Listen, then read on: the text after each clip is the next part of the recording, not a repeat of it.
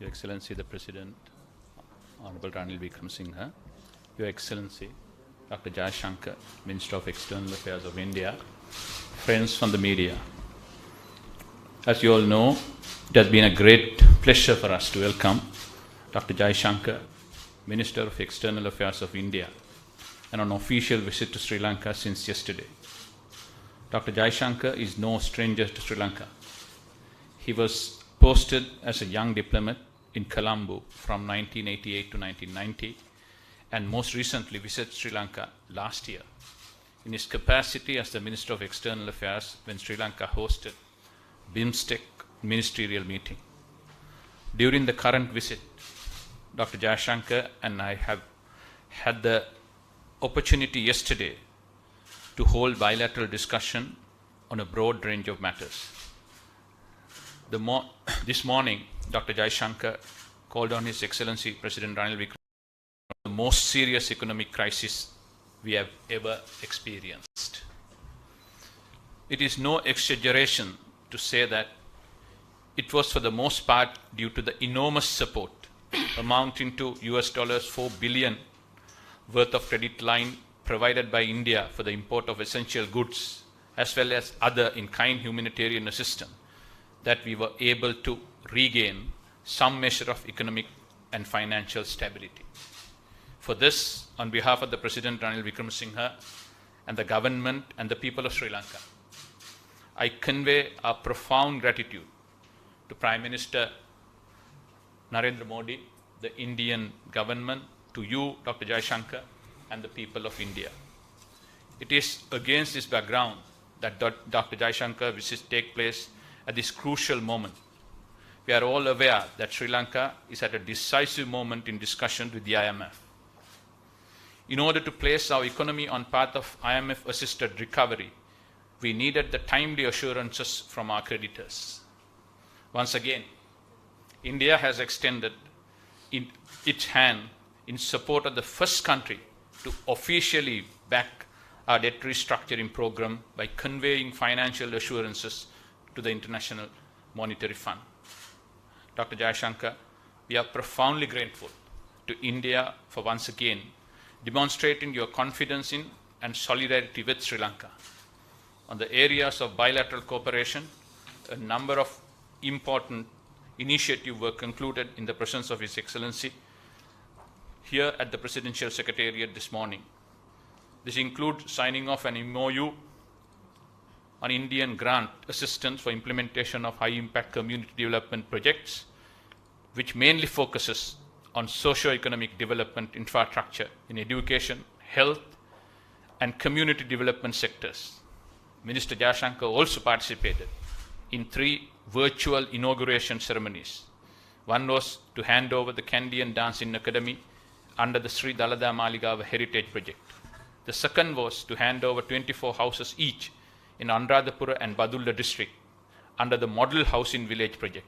And the third virtual opening was to hand over 300 houses under Phase 3 of Indian Housing Project, 100 houses in each in Kandy, Nuwara and Galle district. In addition to the above, during our bilateral discussion, we have explored the possibilities of further collaboration in the coming years as Sri Lanka hopes to recover and grow. The long-standing bilateral relationship between Sri Lanka and India are based on cultural and historical links, shared values, and growing economic connection. It is widely accepted that India will be soon, or otherwise already is one of the largest and fastest growing economies. India's largest source of tourists to Sri Lanka. We believe that India's growth will be beneficial to the region as well as to Sri Lanka. For its part, Sri Lanka is confident to recover from the current crisis with the goodwill and partnership of India for mutual benefit. We are watching India's economic success and international prestige with great admiration. India has recently taken over the chairmanship of G20. We have noticed with respect also the intellectual impetus in favor of the global south that Prime Minister Modi and yourself, Dr. Jaishankar, personally have infused into the international agendas. Dr. Jaishankar, I take this opportunity to thank you once again for your visit to Sri Lanka and for all the support that you continue to extend to my country. I now give the floor to Honorable Minister Dr. Jaishankar. Thank you. Your Excellency, President of Sri Lanka, Mr. Ranil Wickremesinghe, Your Excellency, Foreign Minister Ali Sabri, friends of the media, dear colleagues. First of all, let me say what a great pleasure it is to be back in Colombo. I thank you, President Ranil Wickremesinghe, for receiving me today. We've had a very good discussion that follows up on my meeting with my counterpart and other Sri Lankan ministers yesterday evening.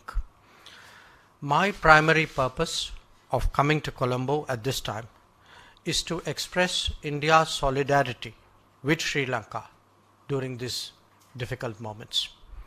As you all know, last year India extended about $4 billion in terms of credits and rollovers to help Sri Lanka get through an economic crisis. For us, it was an issue of neighborhood first and not leaving a partner to fend for themselves. This year, in a developing situation that was beginning to cause concern, the same sentiment reasserted itself. We felt strongly that Sri Lanka's creditors must take proactive steps to facilitate its recovery. India decided not to wait on others, but to do what we believe is right. We extended financing assurances to the IMF to clear the way for Sri Lanka to move forward. Our expectation is that this will not only strengthen Sri Lanka's position, but ensure that all bilateral creditors are dealt with equally. While doing that, we also know that Sri Lanka's pathway is one of a strong economic recovery propelled by greater investments. Here too, I have a clear message that I will be sharing with the business community. India will encourage greater investments in the Sri Lankan economy, especially in core areas like energy, tourism, and infrastructure. We count on the government of Sri Lanka to provide a more business-friendly environment to create a powerful pull factor. I am confident that the gravity of the situation is realized by policymakers here. Energy security is today one of Sri Lanka's most serious challenges. A search for solutions must necessarily encompass the larger region. Only then will Sri Lanka get the full benefit of scale. This country has enormous renewable energy potential that can become a sustainable source of revenue. It has the capability as well for Trincomalee to emerge as an energy hub. In its support for Sri Lanka, India is prepared to be a reliable partner on such initiatives. We have today agreed in principle on a renewable energy framework that would take this cooperation forward. Tourism is the lifeblood of the Sri Lankan economy. I note that Indian tourists are expressing their positive sentiments for Sri Lanka in a very, very practical manner by coming here. But there are many more steps we can take to make this sustainable. Strengthening connectivity and promoting travel is therefore a very high priority for all of us. Definitely, encouraging Indian tourists to make RuPay payments and utilize the UPI would be most helpful in this regard. In a turbulent world, it is essential that India and Sri Lanka steady their trade. The use of rupee settlement for trade is obviously in our mutual interest. Friends, India has always supported both the political and economic stability of Sri Lanka. The President briefed me on the question of political devolution and his thinking. I shared with him our considered view that the full implementation of the 13th Amendment and early conduct of provincial elections are critical in this regard. Durable efforts towards reconciliation are in the interests of all sections in Sri Lanka. I also spoke of the need to pay special attention to the requirements of the Indian origin Tamil community. I handed over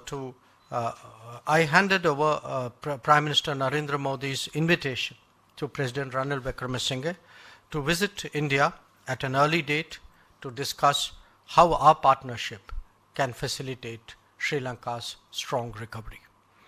I once again thank the President for receiving me. I would like to underline that India is a reliable neighbor, a trustworthy partner, one who is prepared to go the extra mile when Sri Lanka feels the need. My presence here today is a statement about Prime Minister Modi's commitment to neighborhood first. We will stand by Sri Lanka in this hour of need and are confident that Sri Lanka will overcome the challenges that it currently faces. Thank you. Thank you. Thank you very much.